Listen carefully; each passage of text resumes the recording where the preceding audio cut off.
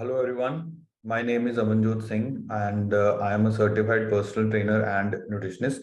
So आज आप लोगों की पहली ओरिएंटेशन क्लास है सर्टिफाइड पर्सनल ट्रेनर की। और आज हम थोड़ा सा सिलेबस जो हम कवर करने वाले हैं उसके बारे में देखेंगे कि आप हम क्या क्या हम कवर करेंगे सर्टिफाइड पर्सनल ट्रेनर के कोर्स में। और थोड़ा सा मैं अपने बारे में आप लोगों को बताऊंगा कि how I came into this field and कितने साल मुझे हो गए हैं इस चीज में काम करते हुए। और एक लेक्चर छोटा सा हम शायद कवर कर पाए, अगर तो वो भी कवर करेंगे। एंड सो स्टार्ट करते हैं। अगर किसी को मेरी आवाज नहीं आ रही, so there is a message box in Zoom app. So आप उसमें मुझे टाइप करके अगर आवाज क्लियर नहीं है, वीडियो क्लियर नहीं है, आप मुझे इन्फॉर्म कर सकते हैं और मुझे साथ के साथ नोटिफिकेशन आ जाएगी। और हम ये भी सीखेंगे कि ऑनलाइन क्लासेस का एक फॉर्मेट रहता है। अगर आप में से किसी ने पहले ऑनलाइन क्लासेस लगाई हुई हैं, वेरी गुड। सो वो थोड़े से वेल वर्स्ड होंगे, उनको पता होगा कैसे क्लासेस लगती हैं ऑनलाइन। बट अगर किसी का फर्स्ट टाइम है अभी, सो आई टेल यू कि जो ऑनलाइन क्लासेस हैं उसमें किस तरह से पढ़ाई करी जाती है, किस तरह से सीखा जाता है। बिकॉज जो वन ऑन वन क्लासेस होती हैं उसमें आपकी इंटरेक्शन जो टीचर के साथ है वो थोड़ी सी ज्यादा रहती है। बिकॉज एक टीचर है, वो आपके सामने खड़ा है, आप उसको रोक सकते हो, रोक कर कुछ पूछ सकते हो।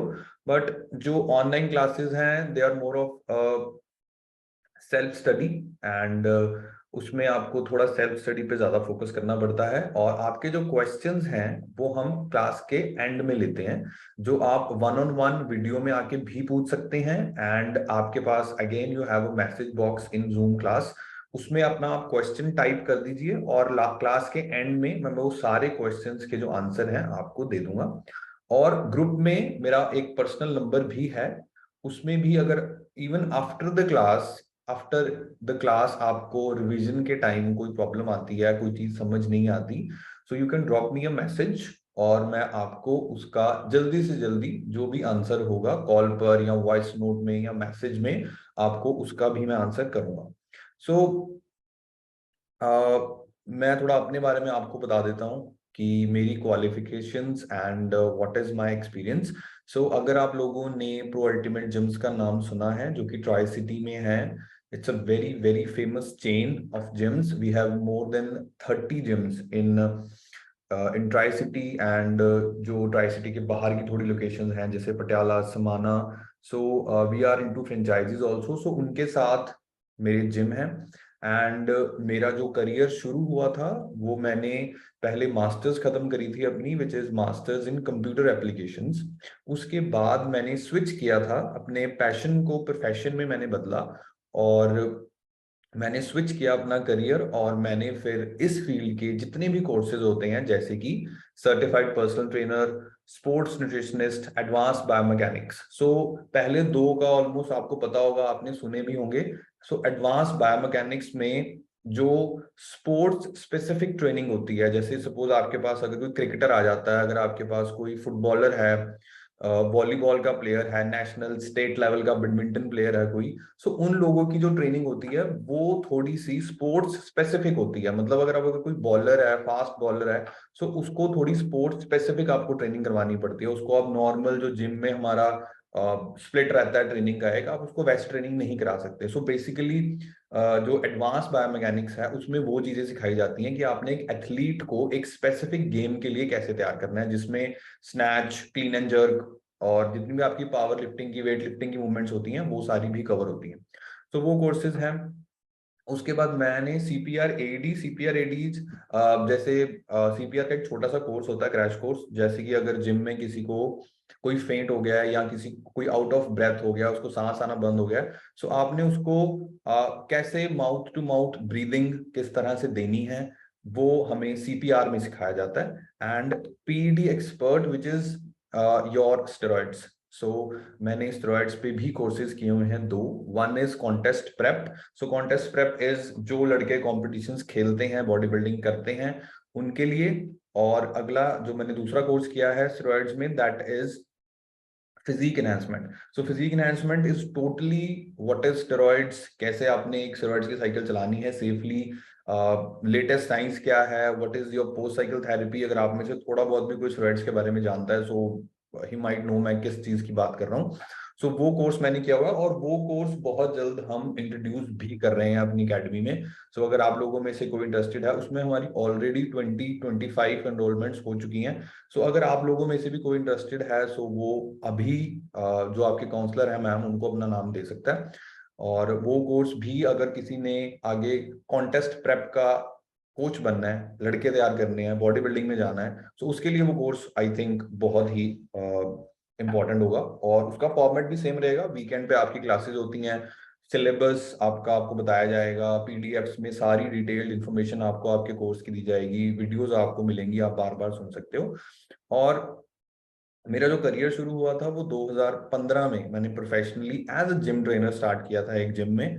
और तब से लेकर अब तक मैं, आई थिंक ये नंबर भी पुराना हो गया, 500 शायद इससे भी ज्यादा क्लाइंट्स को मैं ट्रांसफॉर्म कर चुका हूँ। देखिए, जब हम ट्रांसफॉर्म की बात करते हैं तो इसका मतलब सिर्फ इतना ही नहीं होता कि मैंने उनको पतले से मोटा किया है, या किसी की बॉडी बनानी थी, मैंने उसकी बॉडी बनवा दी।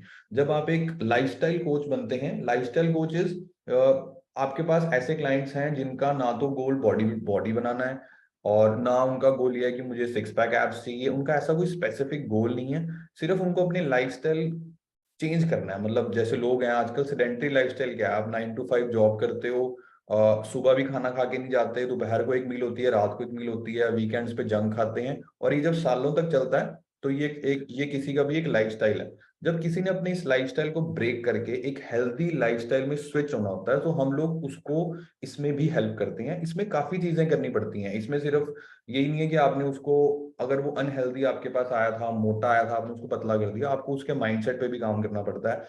आपको उसका पूरा एक लाइफस्टाइल चेंज करना पड़ता है, मतलब आपको उसके उठने से लेकर रात तक की रूटीन में उसकी हेल्प करनी पड़ती है। सो वो क्लाइंट भी मैंने कवर किए।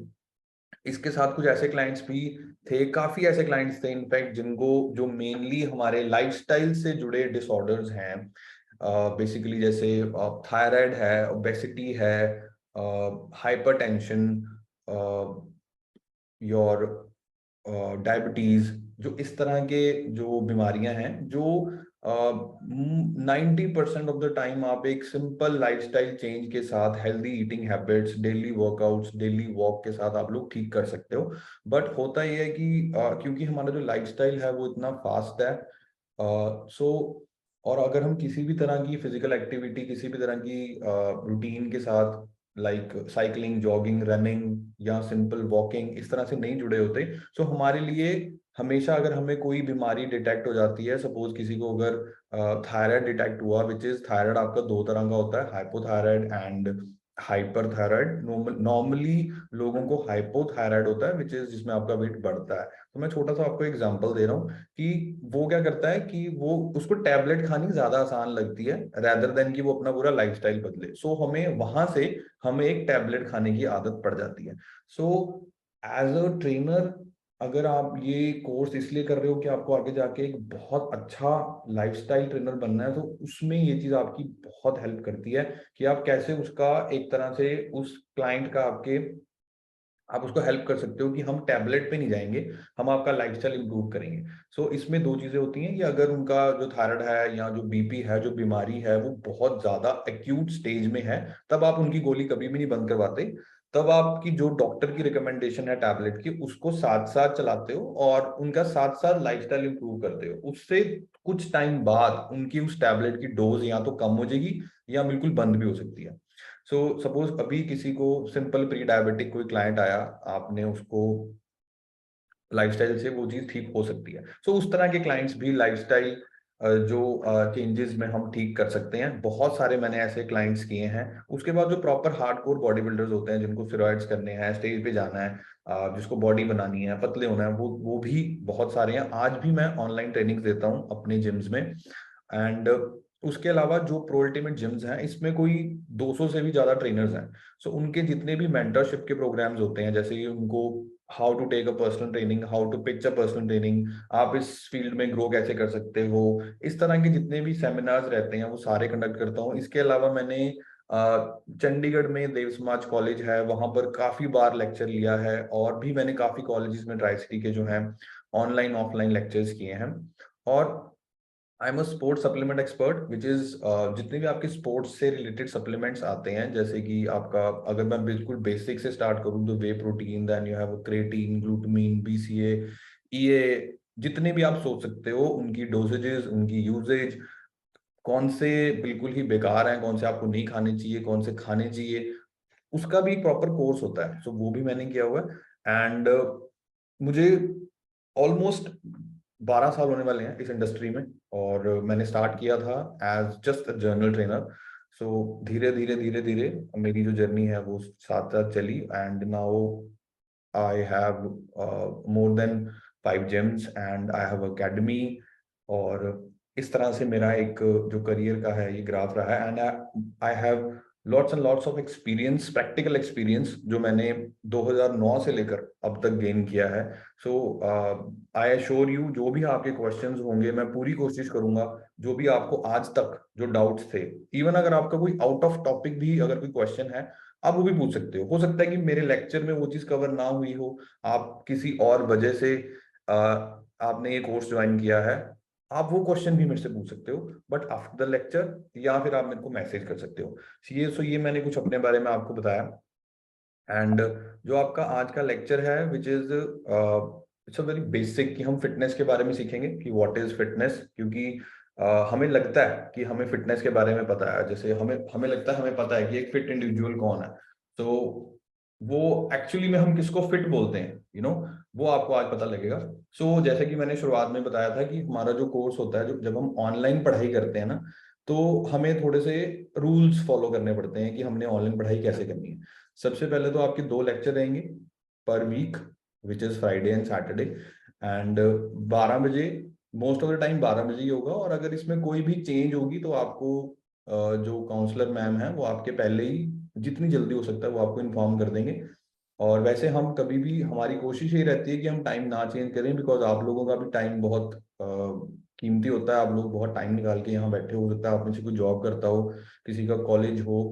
सो वो लोग, हम कोशिश करते हैं कि हम टाइम ना चेंज करें, बट कई बार अनफोर्सीन चेंजेस करके हमें टाइम चेंज करना पड़ जाता है। आपकी जो टोटल क्लासेस रहेंगी इस कोर्स की, 8 या ज्यादा भी हो सकती हैं, डिपेंडिंग अपॉन लेक्चर। कई बार समझाने में ज्यादा टाइम निकल जाता है, वो लेक्चर स्ट्रेच हो जाता है। और जो भी आपके क्वेश्चंस हैं, कोशिश हमेशा यही करना कि वो रिलेटेड टू टॉपिक्स रहें, जो हम पढ़ रहे हैं उसके बारे में ही हो। और अगर वो ऑफ टॉपिक है तो आप मेरे से after the class in my, और मेरे फोन पे आप मैसेज करके मेरे से पूछ सकते हो। और आपके जितने भी आपके लेक्चर्स होंगे उसकी जो रिकॉर्डिंग्स हैं, जैसे अभी मैं आपसे बात कर रहा हूँ, ये एज इट इज आपको दे दी जाएगी। आप इसको जितनी मर्जी बार सुन सकते हो, दोबारा दोबारा। और साथ के साथ जस्ट आफ्टर द लेक्चर आपको जो ये पीडीएफ आपके सामने है, ये भी आपको साथ के साथ शेयर कर दी जाएगी। आप इसको पढ़ सकते हैं, इसको दोबारा सुन सकते हैं। बाद में अगर आपको कोई चीज समझ में नहीं आती तो आप दोबारा भी पूछ सकते हैं। How I expect you to study. ये चीज मैं हर बार बोलता हूँ कि आप नोट्स बनाओ, बट बच्चे बनाते नहीं हैं। नोट्स बनाने बहुत जरूरी होते हैं साथ साथ। और अगर आपको नोट्स बनाने में दिक्कत है, कम से कम एक चीज कर सकते हैं, जैसे मैंने भी अपने कुछ कोर्सेज कोविड की वजह से ऑनलाइन किए थे। उस टाइम पे क्या था कि अब जितनी तेज एक टीचर पढ़ा रहा होता है, आप उतनी तेज कुछ लिख तो सकते नहीं हो। But what I use to do is कि उस टाइम पे मैं सिर्फ क्वेश्चन, जो उस टाइम पे टीचर मेरे को पढ़ा रहा है, क्योंकि हम ऑनलाइन रोकना मुश्किल है टीचर को। उस टाइम पे जब वो पढ़ा रहा है, कोई ऐसी चीज आई जिसके बारे में आपके दिमाग में क्वेश्चन आया, एटलीस्ट वो क्वेश्चन लिख लो, ताकि आपके दिमाग से वो क्वेश्चन ना निकले और एट द एंड आप पूछ सकते हो। और जो लाइव लेक्चर होता है उसमें कोशिश करो कि अपने आप को म्यूट रखो, बिकॉज कई बार आप ड्राइव कर रहे हो सकते हो, आपकी जो एम्बियंस नॉइज है वो बीच में आती है, उससे थोड़ी डिस्टरबेंस होती है। अपना कैमरा आप ऑन रख सकते हो, ज्यादा इंटरेक्टिव सेशन रहता है इफ यू वांट। अगर आप ऐसी जगह पे बैठे हो जहां आप कैमरा ऑन रख सकते हो, मेरी तरफ से कोई ऐसी रिक्वायरमेंट नहीं है। हाँ, मेरी किसी को वीडियो क्लियर नहीं आ रही, आवाज क्लियर नहीं आ रही, वो मुझे जरूर बता सकता है। और अगर आप अपना कैमरा ऑन रखते हो तो एक ऐसी रूम में बैठो जहां पर अच्छी, जैसे मैं बैठा हूँ, आई एम श्योर आप सभी को मैं क्लियर दिख रहा हूँ, मेरी आवाज क्लियर आ रही होगी। एक ऐसी जगह पे बैठो जहाँ शांति हो, और 1 घंटे के लिए आपको कोई डिस्टर्ब ना करे, लाइट अच्छी हो। जो हमारा करिकुलम रहने वाला है सर्टिफाइड पर्सनल ट्रेनर का, कि हम क्या क्या कवर करने वाले हैं। कवर हम करेंगे, सबसे पहले तो इंट्रोडक्शन करेंगे जनरल फिटनेस की, मतलब फिटनेस होती क्या है, हम फिटनेस किसको बोलते हैं। सो डिफाइन करेंगे उसको, कुछ एलिमेंट्स होते हैं फिटनेस के, इंपॉर्टेंस क्या है फिटनेस की, एंड उसके बाद आपका जो स्केलेटल सिस्टम होता है जिसको आप मसल्स बोलते हो इजी भाषा में, और मसल्स उनकी एनाटॉमी, उनकी फिजियोलॉजी। सो एनाटॉमी होती है आपकी जो बॉडी का स्ट्रक्चर है, फिजियोलॉजी आपका वो स्ट्रक्चर काम कैसे करता है। सो उसके बारे में सीखेंगे, एनाटॉमी और कुछ anatomical terminology. So anatomy is your body का स्ट्रक्चर, मतलब जिसमें आपकी बोन्स आ गई ना, आपकी हाथ की हड्डियां, आपकी बाजू की हड्डियां, आपकी टांग की हड्डियां, आपका रिब केज, आपकी बैक, आपका सर्वाइकल एरिया, ये सब कुछ एनाटॉमी के अंडर आता है। फिजियोलॉजी मतलब इस चीज का ये स्ट्रक्चर काम कैसे करता है, इसको सीखना। टर्मिनोलॉजी, अब हमारा आज या कल एक लेक्चर ऐसा आएगा जिसमें टर्म्स आएंगी बहुत सारी, ठीक है। सो मैं आपको पहले ही बताऊं कि आपने ये नहीं सोचना कि ये टर्म्स तो हमें कभी याद ही नहीं होंगी, क्योंकि वो टर्म्स काफी ज्यादा होंगी। आप उन टर्म्स को ऐसे सोच सकते हो कि जैसे जब हम 9th 10th में थे तो हमें मैथ्स के फॉर्मूले होते थे, राइट। जैसे कि अगर टीचर ने क्या दिया कि a+b² is a², b+b² + 2abc। तो ऐसा कोई भी फॉर्मूला, आई एम श्योर, मेरे को नहीं पता मैंने ठीक बोला कि गलत बोला, पर ऐसे जो फॉर्मूले होते थे वो हमें वो रटने पड़ते थे, हमें वो याद करने पड़ते थे। उसको हम ये नहीं टीचर को जाके बोल सकते थे कि सर ये कैसे याद होगा, या ये तो हम याद कर ही नहीं सकते, इसको इजी करो। देखो उन चीजों को इजी करने का कोई मतलब नहीं होता। अगर कोई थ्योरम्स आपने 10th में पढ़ी हैं, तो मैंने भी रट्टे मार मार के वो याद करी, ठीक है। सो कुछ चीजें होती हैं, हमें टर्म्स जो होती हैं वो हमें याद करनी पड़ती हैं, रटनी पड़ती हैं।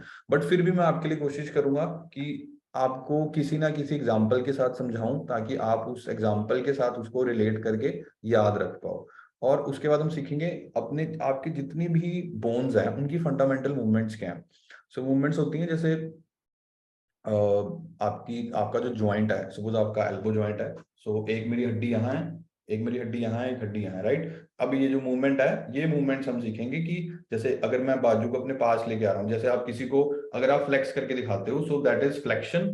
जब आपकी बाजू पीछे जाती है, दैट इज एक्सटेंशन। अब ये जो दो टर्म्स मैंने आपको बताई, फ्लेक्शन एंड एक्सटेंशन, राइट। सो इस तरह की कुछ टर्म्स आएंगी, ये आपको याद करनी पड़ेंगी, बिकॉज कुछ चीजें हैं जैसे मसल्स के नाम होते हैं ना, कि अगर मैं लेग के मसल्स के नाम बताऊं, काव्स के मसल्स के नाम बताऊं, अगर मैं आपको, जैसे काव्स के मसल हैं, चलो काव्स के मसल के दो नाम होते हैं, गैस्ट्रोनेमस एंड सोलियस। सो ये आपको याद ही करने पड़ेंगे।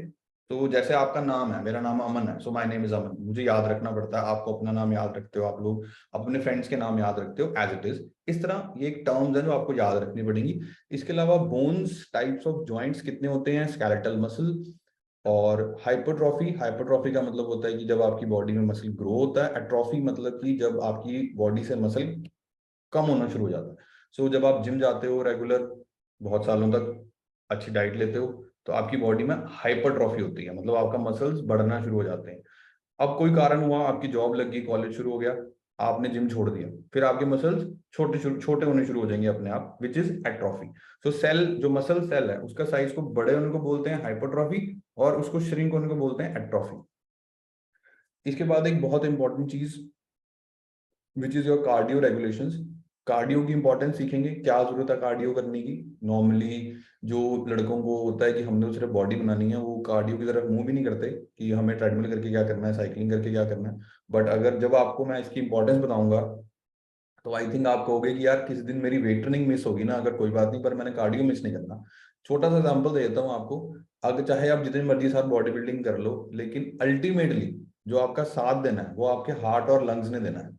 सो अगर आप कोविड टाइम की ही एग्जांपल ले लो, उस टाइम पे जो आप कह लो कि जो बच गए या हेल्दी रहे, वो वही थे जिनकी इम्यूनिटी स्ट्रांग थी, जिनका हार्ट स्ट्रांग था, जिनके लंग्स, स्पेशली लंग्स जो आपके स्ट्रांग होते हैं जब आप कार्डियो करते हो, स्ट्रांग थे। सो उस टाइम पे कोई बॉडी काम भी नहीं आ रही थी, उस टाइम पे ये काम भी नहीं आ रहा था कि आपकी बॉडी, आपका बाइसेप का साइज कितना है। सो एट द एंड आपका जो साथ देना है वो आपके हार्ट और लंग्स नहीं देना है, एज के साथ भी। इवन बॉडी तो देखो कम हो ही जानी है, चाहे आज जितनी मर्जी बना लो। इसलिए कार्डियो करने से जो आपकी लंग्स और हार्ट की कैपेसिटी इंप्रूव होती है ना, वो बहुत बहुत बहुत ज्यादा जरूरी है। और उसको डिटेल में सीखेंगे उस लेक्चर में कि कार्डियोवास्कुलर ट्रेनिंग क्या होती है, हार्ट रेट क्या होता है, RHR क्या होता है, MHR क्या होता है। RHR is your resting heart rate, MHR is your maximum heart rate, इसके बारे में जानेंगे।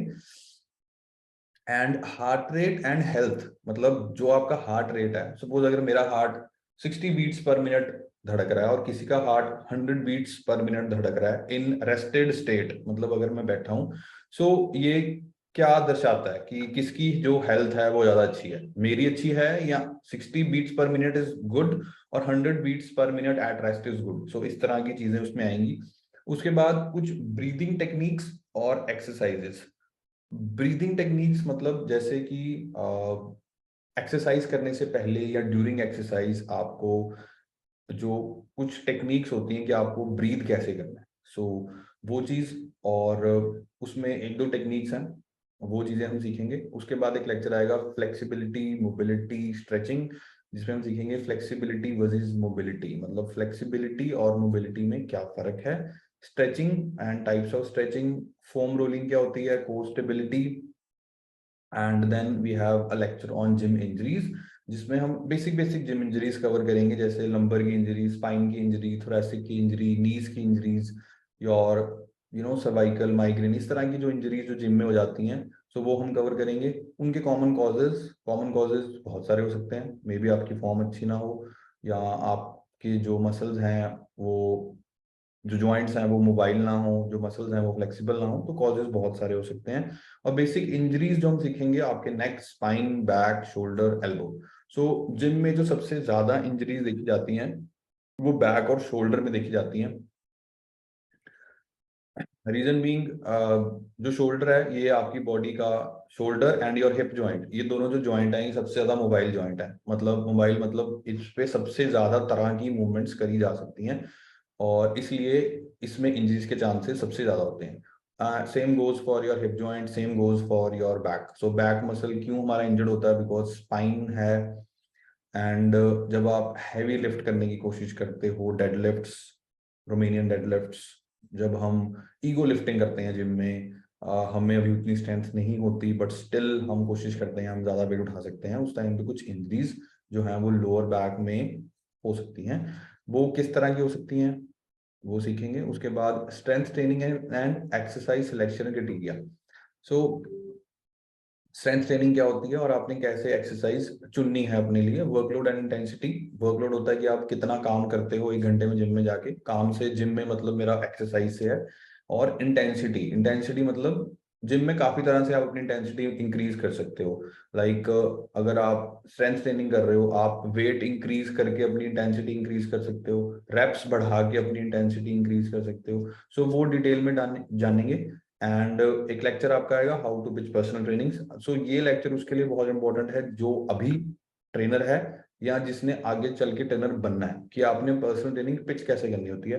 बिकॉज एक जो ट्रेनर होता है ना, उसका जो मेन सोर्स ऑफ इनकम है that is personal training. India में जो ट्रेनर्स की सैलरी है ना, वो अच्छे से अच्छे जिम में भी 10-15 हजार से ज्यादा नहीं होती। तो उसमें ये भी मैटर नहीं करता कि आपको 1 साल हो गया काम करते हुए या 5 साल हो गया, आपकी सैलरी है वो भी 15 हजार से ऊपर नहीं जाने वाली, ट्राई सिटी में अगर मैं बात करूं एटलीस्ट।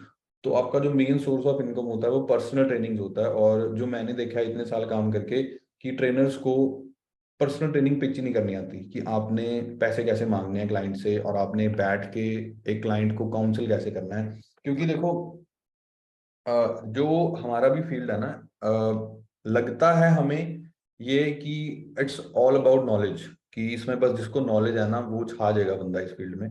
देखिए नॉलेज होना is a very good thing, but जब तक आप अपनी उस नॉलेज को सेल नहीं कर सकते ना, तब तक वो नॉलेज किसी काम की नहीं है। सो ये पता होना बहुत जरूरी है कि जो नॉलेज आपको है उसको आपने क्लाइंट को या सामने वाले को बेचना कैसे।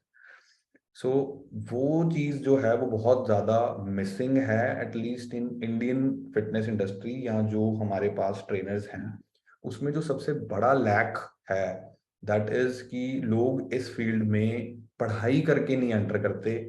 वो सोचते हैं कि सिर्फ हमें एक्सरसाइज ही तो करानी है, या जिसको कोई 1 साल 2 साल खुद को एक्सरसाइज करते को हो जाते हैं वो सोचता है कि अब मैं सबको एक्सरसाइज करा लूंगा। या अगर किसी ने अपना कोई बहुत ज्यादा वेट कम कर लिया, 20-25 किलो 30 किलो खुद से, विद मतलब बस कैलोरीज को कम करके, रोटी छोड़ के और पागलों की तरह कार्डियो करके, वही सोचता है मैं एक ट्रेनर बन सकता हूँ, मैं सबका वेट कम कर सकता हूँ। सो ये जो चीजें हैं, ये जो धारणाएं हैं, ये बहुत ही गलत हैं। जब मैंने इसको फील्ड में एंटर होना था तब मेरा एक चीज बहुत क्लियर थी कि मुझे सीधा नहीं जाना कि हाँ मैं गया और मैंने ट्रेनर लगना है और मैंने इंटरव्यू दिया और मैं जाके 4 वे खड़ा हो गया। सो मुझे था कि मैंने पढ़ के इस फील्ड में जाना है, मुझे स्टडी करके जाना है। ताकि एक ग्रोथ जो है वो कभी रुके ना। क्योंकि अगर आप कोई भी चीज करते हैं, हम अगर हम अपनी लाइफ ही देखें तो सबसे पहले हम पढ़ना शुरू करते हैं, 10th करते हैं, 12th करते हैं।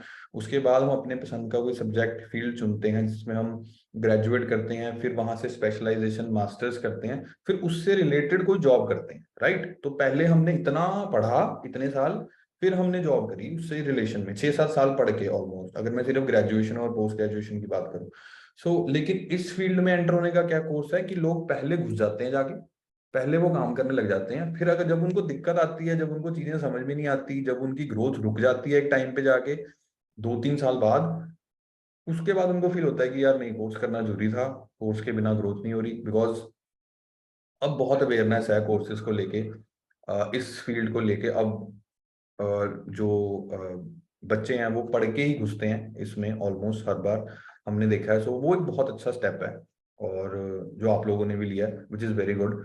और जो हमारा आज का लेक्चर है वो हम स्टार्ट करते हैं अभी। एंड प्रैक्टिकल मॉड्यूल रहेगा हमारा एक, जिसमें आपको चेस्ट के, बैक के, शोल्डर्स के, आर्म्स, लेग्स के जो मेन मेन मसल्स हैं उनके बारे में हम बताएंगे। एंड उसकी क्या क्या एक्सरसाइजेज होनी चाहिए, बेस्ट एक्सरसाइजेज कौन सी हैं, मसल्स के नाम, जो नॉर्मली एक प्रैक्टिकल रहता है उसमें। जैसे सपोज चेस्ट है, तो चेस्ट की कौन सी 2 या 3 एक्सरसाइज ऐसी हैं जो आपने कभी मिस नहीं करनी अपने चेस्ट वर्कआउट में। सेम गोज फॉर बैक, कि आपकी बैक की ऐसी 2 या 3 कौन सी एक्सरसाइजें हैं जो आपने अपने किसी भी बैक वर्कआउट में मिस नहीं करनी। Same goes for your biceps, same goes for your legs. Her her body part की कुछ ऐसी 3 एक्सरसाइजें या 2 एक्सरसाइजें होती हैं जो आपने कभी मिस नहीं करनी होती, to have that growth in that muscle. Introduction to fitness start करते हैं। इसमें हम सीखेंगे कि डिफाइन करेंगे पहले फिटनेस को, कि फिटनेस होता क्या है, कंपोनेंट्स क्या होते हैं फिटनेस के, इंपॉर्टेंस क्या है फिटनेस की आपकी डेली लाइफ में। डेली लाइफ मतलब जो आप सुबह से लेकर रात तक एक रूटीन है आपका, उसमें फिटनेस का क्या महत्व है। फिटनेस का कैसे महत्व हो सकता है। सपोज अगर आप ऑफिस जाते हो, आपका जो फ्लोर है वो आपका जो ऑफिस है वो 3rd फ्लोर पे है, और किसी दिन लिफ्ट खराब है, ठीक है, तो आपको अब स्टेयर्स लेनी पड़ेंगी। अगर आप फिट हो तो आप वो स्टेयर्स बड़ी आसानी से चढ़ के चले जाओगे, नहीं तो आपको, आप वेट करोगे कि आके लिफ्ट ठीक कर दे या लिफ्ट चल पड़े, क्योंकि आप वो 3 फ्लोर नहीं चढ़ सकते।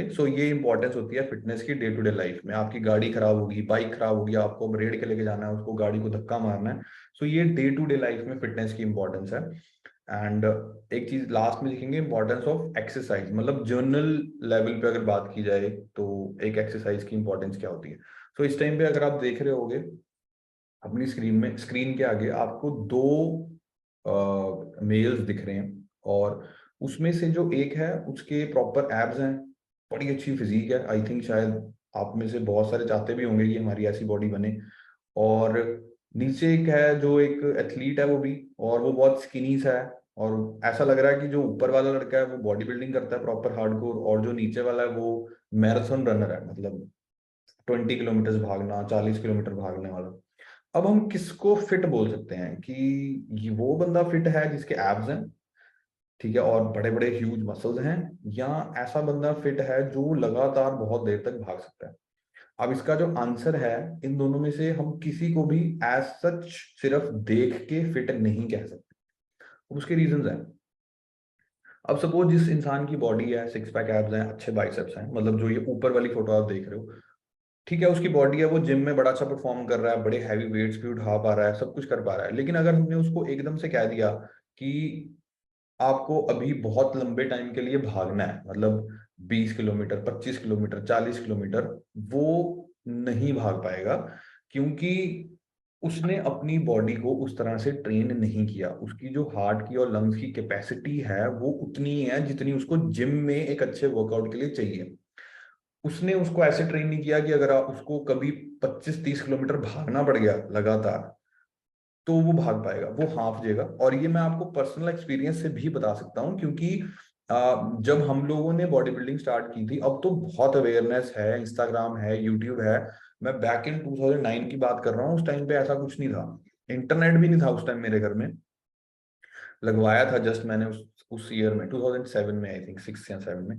सो तब ये सिचुएशन थी, तो मैं इसलिए बता सकता हूँ कि उस टाइम हमें कोई बताने वाला नहीं था कि कार्डियो करना कितना जरूरी होता है। सो हमारे साथ ये दिक्कत रही है, क्योंकि हम सिर्फ बॉडी बिल्डिंग जिम जाना है, बस उतनी सी ही हमारी हार्ट और लंग्स की कैपेसिटी बनी।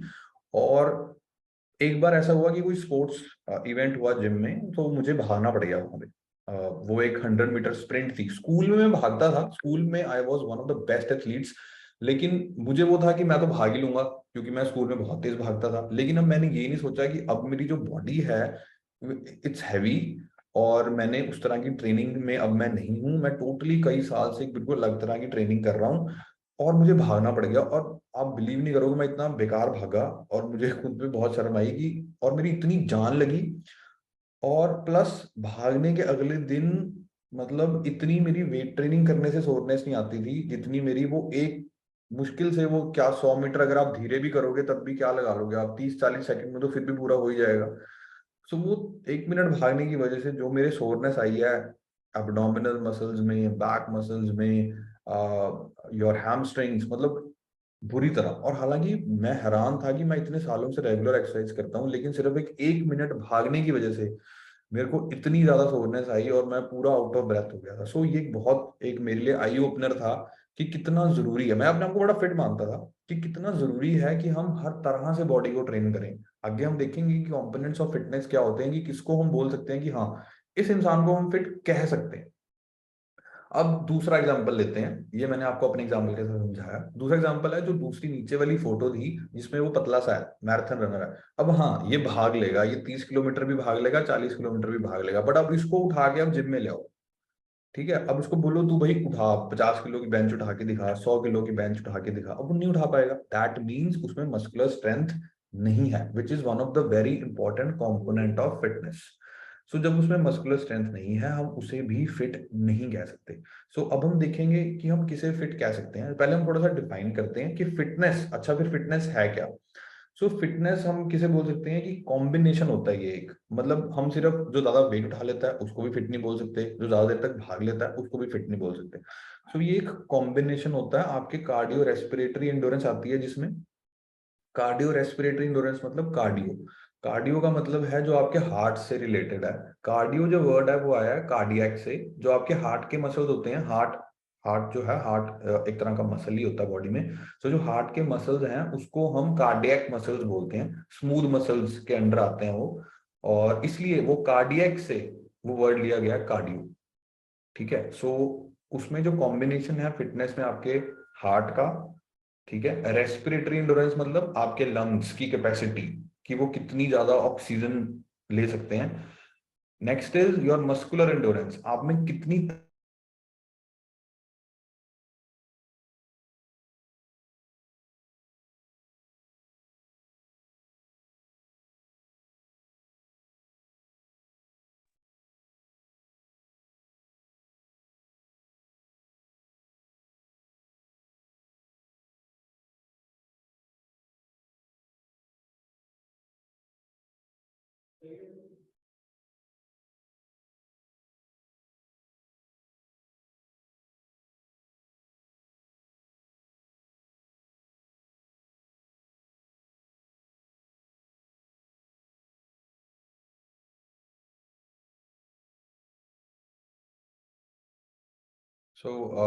मेरे नेट इंटरनेट कनेक्शन की वजह से थोड़ी प्रॉब्लम हुई थी, और आई होप आप सभी मेरे को सुन पा रहे हो। सो आगे बढ़ते हैं। हम मस्कुलर एंडोरेंस पे थे, एंड जो मस्कुलर एंडोरेंस है वो होती है कि आप एक बार में कितनी कैपेसिटी के साथ वेट को उठा सकते हो। सिंगल रैप में भी आप उसको इमेजिन कर सकते हो कि आप कितना भार उठा सकते हो। Muscular strength, sorry, this is your muscular strength. Muscular endurance होती है कि आप कितनी देर तक लगातार वो चीज कर सकते हो। फिर मेरे कहने का मतलब है कि सपोज आपने स्टेयर्स चढ़नी शुरू करी, उसमें आपकी जो लेग्स की एंड्योरेंस है, मस्कुलर एंड्योरेंस है, वो काम में आएगी। सपोज अगर आप एक फ्लोर चढ़ के थक गए, दैट मीन्स आप में स्ट्रेंथ थी स्टेयर्स चढ़ने की, लेकिन एंड्योरेंस नहीं थी आपके मसल में, मतलब आपको वो एक्टिविटी लगातार नहीं कर पाए, तो दैट मीन्स आप में मस्कुलर एंड्योरेंस नहीं थी। And then is your flexibility. Flexibility is कि आपके जो मसल्स हैं अराउंड योर जॉइंट्स वो कितने फ्लेक्सिबल हैं, ताकि आप कितनी अच्छी फॉर्म के साथ एक एक्सरसाइज कर सकते हो योर बैलेंस। सो बैलेंस को आप ऐसे समझ सकते हो कि जैसे हम छोटे होते लंगड़ी टांग खेलते थे, so that is your balance. So अब वो आपका एक बैलेंस जो है बॉडी का वो कितना अच्छा है। And very important, maintenance of ideal body composition. So ideal body composition is कि आपकी बॉडी में लीन बॉडी मास और फैट मास का जो कॉम्पोजिशन है वो कितना है। So for a male it's 15%, for a female it's 20%, जो हेल्दी है।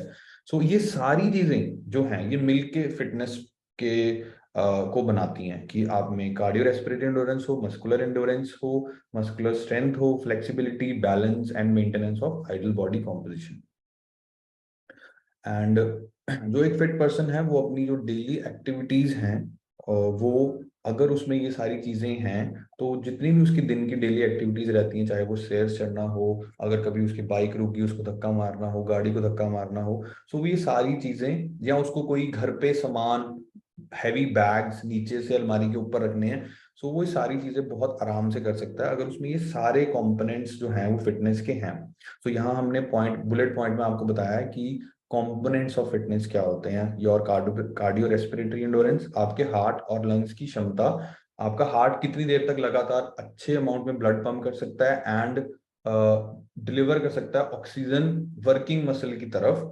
आपकी मसल की एंडोरेंस, आप एक एक्टिविटी को कितनी देर तक लगातार परफॉर्म कर सकते हो, आपके मसल की स्ट्रेंथ, आपके मसल में ताकत कितनी है, your flexibility around joints and your balance, आपकी बॉडी का balance and your body composition. ये जो सारी 6 पॉइंट्स हैं ये हैं कंपोनेंट्स ऑफ फिटनेस। अब जिसमें ये 6 के 6 हैं उसको आप फिट बोल सकते हो, और वो 6 के 6 मिलने थोड़े मुश्किल होते हैं। सो अब थोड़ा डिटेल में जानते हैं कि कार्डियो रेस्पिरेटरी एंडोरेंस जो होती है वो क्या होती है। जब भी आप कोई ऐसी एक्टिविटी कर रहे हो, जैसे अगर आप ट्रेडमिल पे जा रहे हो, ट्रेडमिल पे चल रहे हो, भाग रहे हो, साइकिलिंग कर रहे हो, स्विमिंग कर रहे हो, जॉगिंग कर रहे हो, वॉकिंग कर रहे हो, उस टाइम पे आपकी कार्डियो रेस्पिरेटरी इंडोरेंस जो है वो चेक होती है। हम सिर्फ एक एग्जांपल लेते हैं, विच इज आप ट्रेडमिल पे भाग रहे हो, सपोज जॉगिंग कर रहे हो, स्प्रिंट नहीं कर रहे, जॉग कर रहे हो, सो लगातार आप वो एक्टिविटी कर रहे हो, सो उस टाइम पे जो आपका हार्ट है और जो आपके लंग्स हैं वो सबसे ज्यादा काम में आएंगे कि आपका जो हार्ट और लंग्स कितनी जल्दी और कितना एफिशिएंटली वर्किंग मसल जो आपका है which is mainly your legs, और उस पे कितना जल्दी वो ऑक्सीजनेटेड ब्लड जो है वो पहुंचा सकते हैं। Next is muscular endurance. जो एक फिट इंडिविजुअल है वो एक मूवमेंट को लगातार अच्छी फॉर्म के साथ कितनी बार परफॉर्म कर सकता है, that is your muscular endurance. मतलब सपोज अगर आप बेंच प्रेस लगा रहे हो, सो आप 10 रेप्स, 20 रेप्स कितनी देर तक लगातार कर सकते हो। And your muscular strength, muscular strength is कि आप 1 रैप मैक्स होता है ना एक जिम में, जिसको हम जैसे हम काफी हैवी उठाते हैं बस एक बार के लिए, आप उसको मान सकते हो कि आप में ताकत कितनी है मैक्सिमम फोर्स लगाने की एक बार में।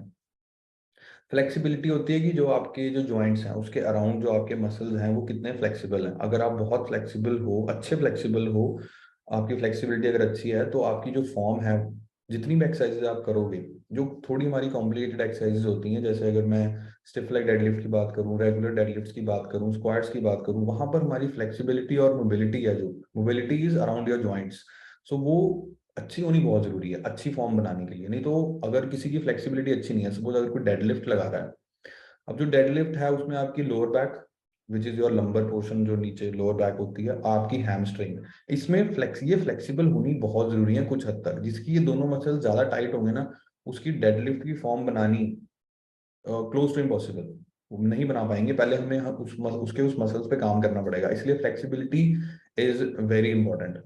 और अगर आप फ्लेक्सिबल हैं तो आप इंजरीज से भी बचे रह सकते हैं, because your muscle is flexible, so आपके मसल्स टाइट नहीं है, सो आप इंजरी से भी बच सकते हो। बैलेंस, कि आप अपनी बॉडी को किसी भी एक पोजीशन में कितना अच्छा बैलेंस कर सकते हो। जैसे आप चलो यहाँ हैंड स्टैंड का एग्जांपल है, हैंड स्टैंड करना तो नॉर्मली किसी के लिए भी पॉसिबल नहीं होता जब तक वो प्रैक्टिस ना करी जाए। हम प्लैंक होल्ड की एक्सरसाइज होती है जो हम नॉर्मली पेट के लिए करते हैं, इसके लिए करते हैं, तो उसमें भी बैलेंस जो है बहुत चाहिए। आपका सारा वेट आपके टोज और आपकी ऑलमोस्ट आपके शोल्डर्स पे होता है, तो वो भी एक तरह का बैलेंस है। या अगर आप एक टांग पे जब खड़े होते हैं, जैसे हम छोटे होते लंगड़ी टांग खेलते थे, वो भी एक तरह का बैलेंस है जिसमें आपके कोर मसल्स इन्वॉल्व होते हैं नॉर्मली। जब आप शोल्डर प्रेसेस लगाते हो रॉड के साथ, जब वेट आपका ऊपर की तरफ जाता है सिर से, सो उस टाइम पे भी जो बैलेंस है वो आपका एब्डोमेन कर रहा होता है। तो वो आपका बैलेंस, वो एक कंपोनेंट ऑफ फिटनेस है, बहुत इंपॉर्टेंट। और बॉडी कॉम्पोजिशन, मतलब आपकी बॉडी के अंदर जो लीन टिश्यू है, आपके मसल्स कितने हैं और आपका बॉडी फैट परसेंटेज कितना है। सो अगर वो एक हेल्दी रेंज में है, so that is very good. So जो आपका लीन टिश्यू है, लीन टिश्यू के अंदर आपका मसल्स, बोन्स, वाटर जो है, ये सारी चीजें, ऑर्गेन्स एंड टिश्यू, ये सारी चीजें कवर होती हैं। मतलब जब हम लीन बॉडी मास की बात करते हैं, उसमें आपके मसल्स भी आते हैं, बोन्स भी आती हैं, वाटर भी आता है, ऑर्गेन्स और टिश्यूज। सो और जब हम फैट मास की बात करते हैं, फैट मास में सिर्फ फैट होता है, जिसको हम फैट टिश्यू या लिपोमास भी बोलते हैं। एंड अब जो ये सारे हमने कंपोनेंट्स पढ़े कि ये आप में सारे 6 के 6 होने चाहिए, इस अगर ये आप में हैं तो दैट मीन्स आप फिट हो। और अगर आप फिट हो तो आपको किस चीज में हेल्प मिलने वाली है? अगर आप स्टेयर्स चढ़ते हो और अगर आप में कार्डियो रेस्पिरेटरी इंडोरेंस अच्छी है, दैट इज गुड। अगर नहीं है, अगर आप में स्टेयर्स चढ़नी है, 3 फ्लोर चढ़नी है, 4 फ्लोर चढ़ने हैं, उसमें आपको दो चीजें चाहिए होंगी। एक आपको मस्कुलर इंडोरेंस चाहिए, क्योंकि आपने लगातार चलना है, तो आपकी जो क्वाड्रिसेप्स हैं, हैमस्ट्रिंग्स हैं, यानी कि जो आपकी लेग्स हैं, उसमें मस्कुलर एंड्योरेंस, यानी कि वो एक ही एक्टिविटी को लगातार कर पाए, वो ताकत चाहिए आपको। और कार्डियोरेस्पिरेटरी एंड्योरेंस चाहिए, आपके हार्ट और लंग्स की capacity to deliver oxygenated blood in your legs. So ये चीज आपको चाहिए होगी।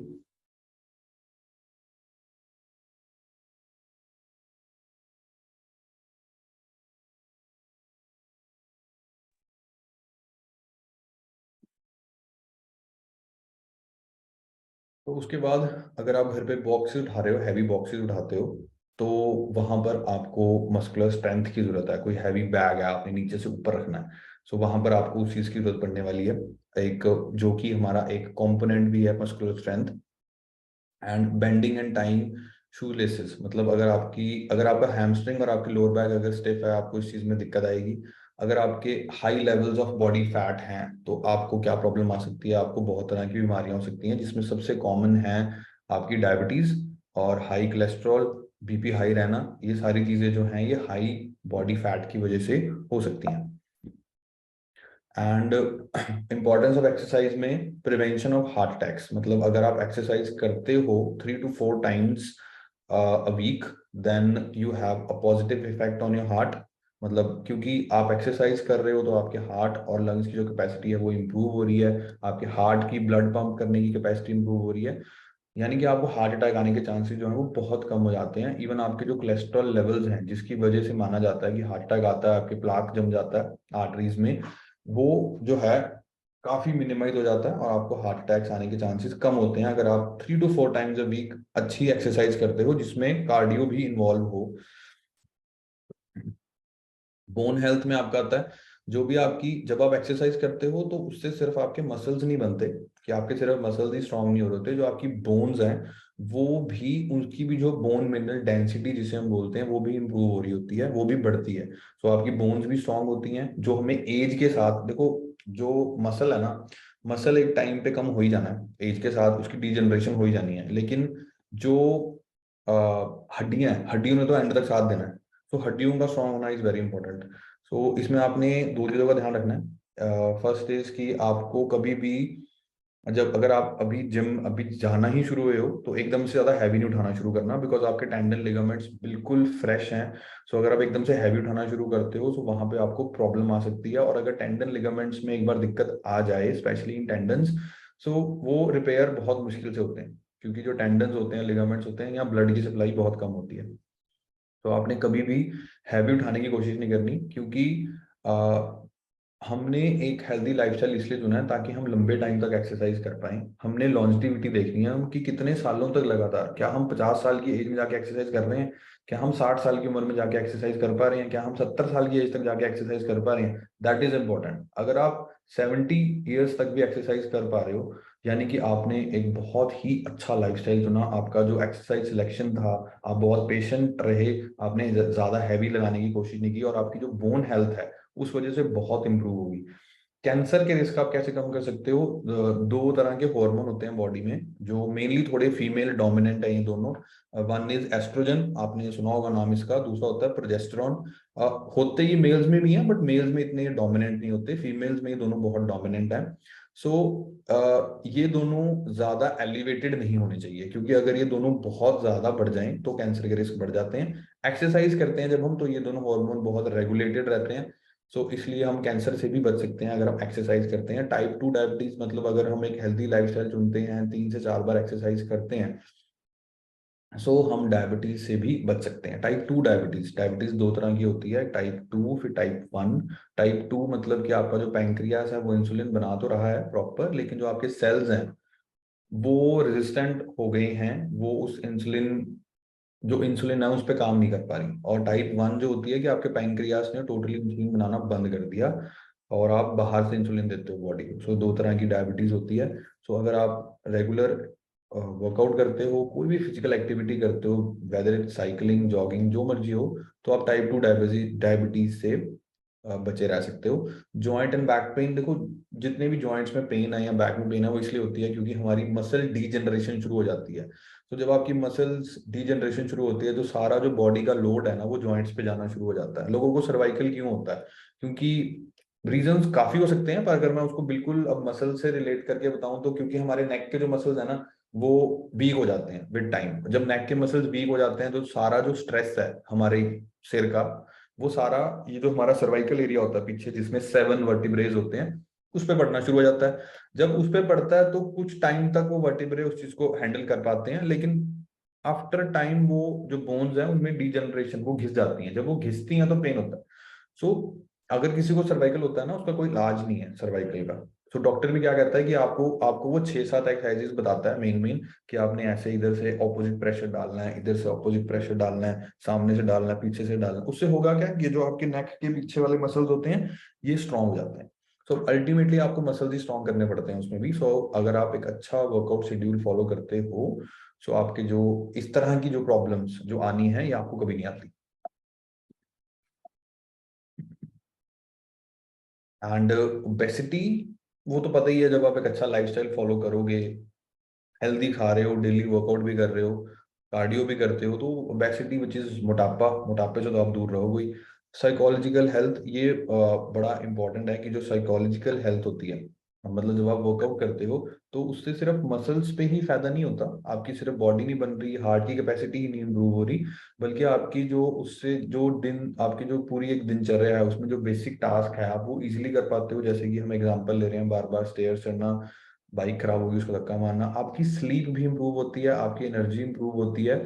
और आप, जब आप अच्छे दिखते हो फिजिकली तो आपकी जो एक सेल्फ एस्टीम है, आपका जो एक कॉन्फिडेंस है वो भी बहुत इंप्रूव हो जाता है। आप डिप्रेशन, एंजाइटी जैसी जो बहुत ही लाइफस्टाइल बीमारियां हैं, ये एक डिसऑर्डर्स है, इनसे भी बचे रह सकते हो। इसके अलावा ऑल इन ऑल एक जनरल हेल्थ आपकी, जिसमें सब कुछ आता है, जैसे आपकी डाइजेशन, आपके लिवर का फंक्शन, आपका जो ग्लाइकोजन सिस्टम है, ये सारी चीजें आ जाती हैं। उसके बाद आपकी इम्यूनिटी, आपकी जो एक पर्सनल लाइफ है वो भी, ये सारी चीजें एक्सरसाइज की वजह से जो है आप इम्प्रूव कर सकते हो। अगर आप स्ट्रेंथ ट्रेनिंग करते हो तो आप मसल बिल्ड कर सकते हो, आपकी जो स्पीड ऑफ मसल कॉन्ट्रैक्शन है, रिएक्शन टाइम है, वो बहुत बढ़ जाता है। मतलब क्योंकि जब हम पहली बार साइकिल चलाना सीखते हैं तो हमसे वो चलती नहीं है, क्योंकि हमारे जो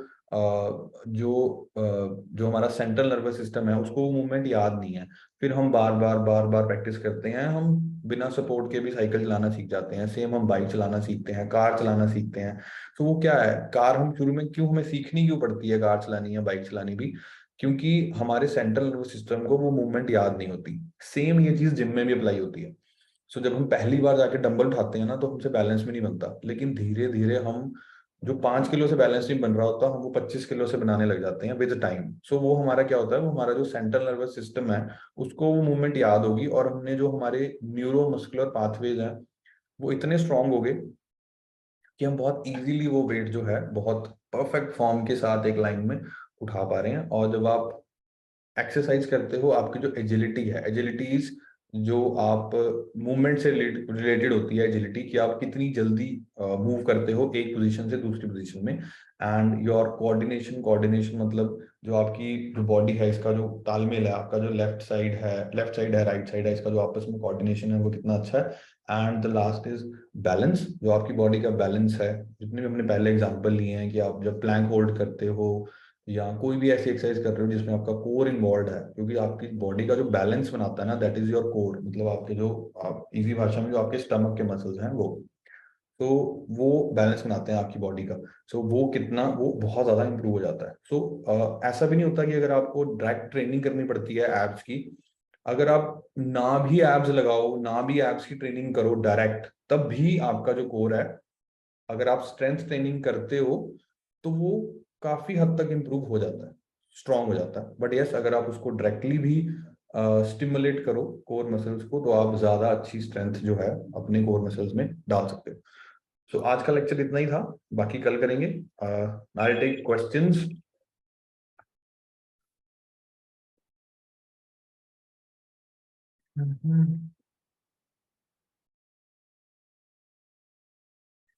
कोई ऑनलाइन आगे पूछना चाहता है आ सकता है, वो वीडियो पे भी आ सकता है।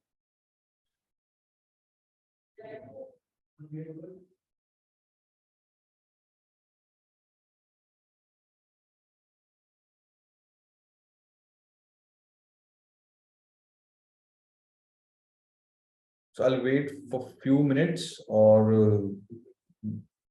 देन अगर किसी का कोई बाद में कोई क्वेश्चन है तो वो बाद में भी मेरे से पूछ सकता है मैसेज में, और मैं जल्दी से जल्दी उसको रिप्लाई करूंगा। बट अभी पूछ लो तो ज्यादा बेटर है। Hypertension is BP. मतलब हाइपरटेंशन होता है जब आपको ब्लड प्रेशर, आप बोलते हो, हम बोलते हैं ना कि जैसे मेरे पापा का बीपी हाई रहता है ना, जनरल सी एक बात बता रहा हूँ मतलब मैं। तो वो हाइपरटेंशन होती है जब आपका बीपी हाई है, ब्लड प्रेशर हाई होता है। हाइपरथायराइड इज, हाइपोथायराइड होता है, देखो दो होते हैं, hypothyroid and hyperthyroid. Hypo is जब आपका, जो हाइपो का मतलब होता है स्लो, मतलब आपका यहाँ एक ग्लैंड होता है जिसको थायराइड ग्लैंड बोलते हैं, बटरफ्लाई शेप्ड ये एक ग्लैंड है। तो जब ये स्लो हो जाता है, इसकी जो वर्किंग है वो स्लो हो जाती है, उसको बोलते हैं हाइपोथायराइड। उसमें आपका वेट बढ़ता है, इंक्रीज होता है। जनरली यही होता है सबको हाइपोथायराइड। जो आप पूछ रहे हो इट्स हाइपर थायराइड, जब ये ग्लैंड हाइपर एक्टिवेट हो जाता है, मतलब इसकी जो आप ये समझ लो, इसकी ये ज्यादा सिक्रीशन स्टार्ट कर देता है, अपने दो हार्मोन सिक्रीट करता है ये T3 and T4। Hyper thyroid में वेट कम होना शुरू हो जाता है। सो आपको ऐसे जो लोग हैं बहुत कम मिलेंगे हाइपर थायराइड वाले, आपको ज्यादातर हाइपोथायराइड वाले ही मिलेंगे जिसमें वेट बढ़ता है। इसमें जो चेकिंग टेस्ट कराया जाता है उसको बोलते हैं TSH। TSH का एक टेस्ट होता है जिससे आप पता करते हो कि आपको कौन सा वाला थायराइड है, हाइपो या हाइपर।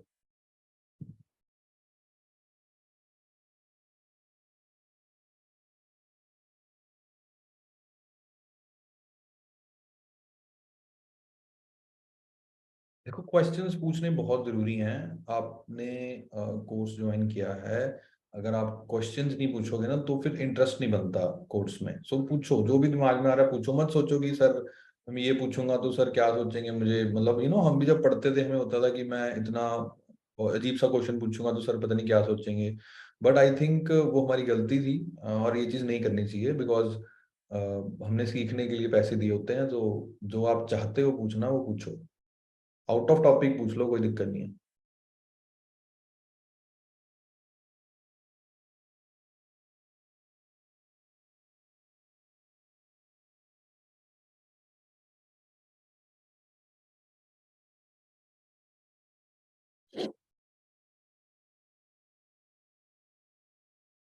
तो आज की जो हमारी फर्स्ट क्लास थी, सो अगर आज की क्लास में आपको कोई चीज लगता है कुछ इम्प्रूव होना चाहिए, कैमरा एंगल, वॉइस क्वालिटी, कुछ भी। आई नो थोड़ा इंटरनेट का इशू आया, बट सॉरी वो मेरे हाथ में नहीं है। मैंने अपनी तरफ से एयरटेल लगवाया हुआ है 4G एक्सट्रीम, उससे ज्यादा मैं खुद तो कुछ नहीं कर पाऊंगा। बट वो कनेक्शन का इशू था, but I will make sure कि वो प्रॉब्लम भी नहीं आएगी आगे से। तो आप मैम को बता सकते हो कि ऐसा अगर आपको लगता है, but I don't think so ऐसी कोई प्रॉब्लम है, बिकॉज ये हमारा, आई डोंट, मुझे याद भी नहीं है कौन सा बैच है ऑनलाइन। सो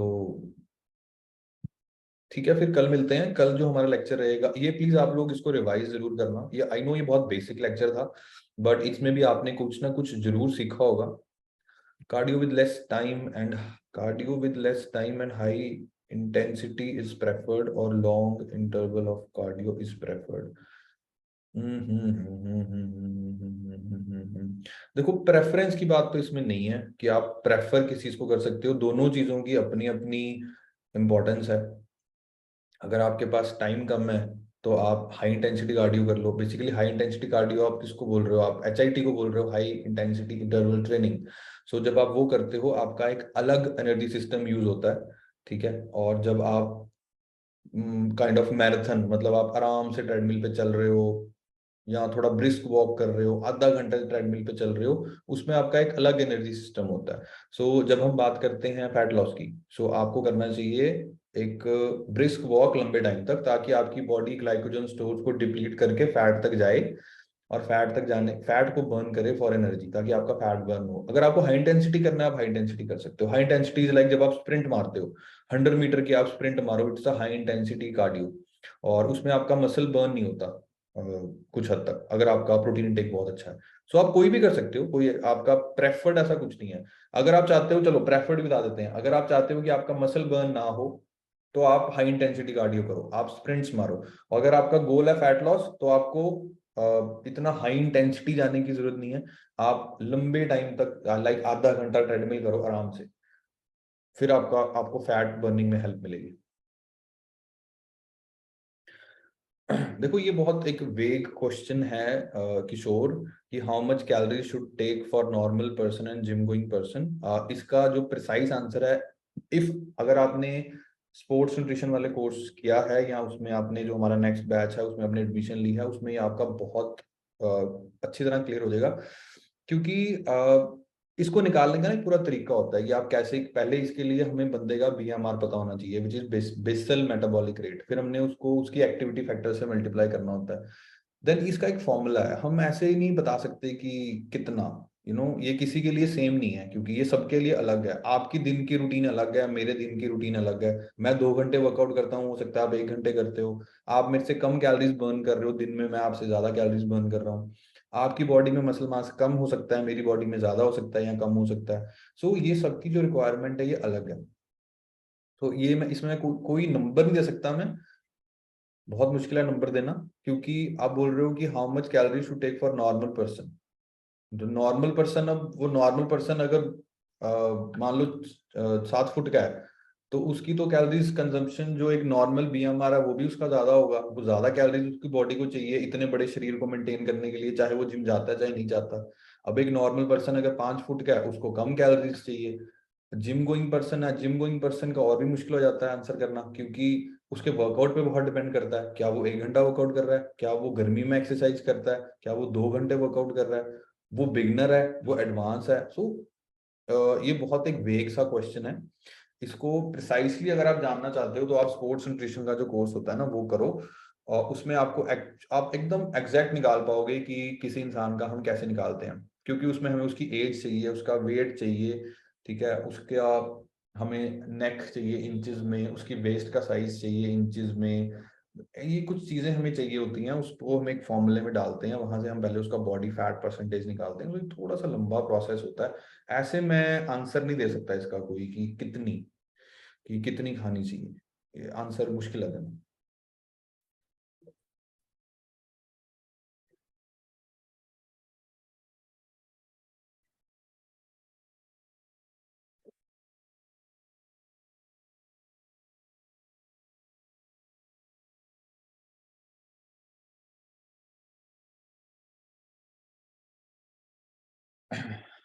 जो कल हम लेक्चर पढ़ेंगे वो थोड़ा सा ट्रिकी हो सकता है, बिकॉज उसमें एनाटॉमी आएगी, उसमें टर्म्स आएंगी, डरना नहीं है किसी ने भी। आप उसको अगर एक बार दोबारा या 2 बार दोबारा रिवाइज करोगे तो आपको याद होना शुरू हो जाएगा। मैं कोशिश करूंगा उसको, वो लेक्चर कल एक में खत्म भी नहीं होगा, वो 2 लेक्चर्स में खत्म होगा। और मैं कोशिश करूंगा विद एग्जांपल्स, ताकि आपको थोड़ा इजी हो कि आपने वो टर्म को कैसे समझना है। बट जैसे मैंने पहले कहा था, जो नाम है अगर किसी चीज का, तो वो नाम तो नाम ही रहता है। वो नाम को 2 फीमेल डोमिनेंट हार्मोन्स एलाबोरेट कर दो। देखो, ऐसे तो हार्मोन्स जो हमने आज पढ़े हैं वो दो थे, which is estrogen and progesterone. जो एस्ट्रोजन है ये फीमेल में बहुत डोमिनेंट होता है, रीजन बीइंग जैसे मेल्स के अंदर टेस्टोस्टेरोन है। अब सिंपल समझाता हूँ कि एक लड़का लड़का क्यों होता है ना, उसके मुंह पे दाढ़ी क्यों होती है, उसकी मूछें क्यों होती हैं, उसके जो उसके जेनेटिकल्स हैं वो फीमेल से अलग क्यों होते हैं, क्योंकि उसके अंदर टेस्टोस्टेरोन है। एक फीमेल फीमेल क्यों है, क्यों, जैसी फीमेल दिखती हैं उनके दाढ़ी नहीं आती, ठीक है, उनके ब्रेस्ट होते हैं, so because of estrogen. Estrogen की वजह से मेल्स में भी एस्ट्रोजन होता है लेकिन बहुत थोड़ा होता है, फीमेल्स में टेस्टोस्टेरोन होता है लेकिन बहुत थोड़ा। सो मेल्स के अंदर टेस्टोस्टेरोन ज्यादा है, फीमेल्स के अंदर एस्ट्रोजन ज्यादा है। और जो प्रोजेस्टेरॉन है, इसके अलावा भी बहुत सारे हार्मोन्स होते हैं। जो प्रोजेस्टेरॉन है, प्रोजेस्टेरॉन भी फीमेल्स में ही ज्यादा पाया जाता है, मेल्स में कम होता है। सो अगर मेल्स में प्रोजेस्टेरॉन बढ़ने लग जाए या मेल्स में एस्ट्रोजन बढ़ने लग जाए तो जो गायनो जिसे हम बोलते हैं गायनोकेमिस्टिया, जिसमें मेल ब्रेस्ट टिश्यू जो है वो एनलार्ज होना शुरू हो जाता है। सो उस तरह की चीजें हमें फेस करनी पड़ सकती हैं। सो प्रोजेस्टेरॉन भी एक फीमेल डोमिनेंट हार्मोन है, मतलब ये हार्मोन्स हैं जो फीमेल को फीमेल बनाती हैं। अब देखो फीमेल दिखती है ना, सो that is because of these hormones कि वो एक फीमेल है। हम मर्दों जैसे क्यों दिखते हैं अभी ना, बिकॉज वी हैव टेस्टोस्टेरोन, हमारे अंदर टेस्टोस्टेरोन है। सो हमारे अंदर एस्ट्रोजन भगवान ने क्यों डाला है मेल्स के अंदर, क्योंकि जो एस्ट्रोजन है इसकी भी अपनी थोड़ी बहुत इंपॉर्टेंस है। जैसे कुछ हमारे ऑर्गन्स हैं, जैसे लिवर के लिए जरूरी होता है, बोन हेल्थ के लिए एस्ट्रोजन बहुत जरूरी है, तो इसलिए भगवान ने हमारे अंदर भी डाला हुआ है थोड़ा सा।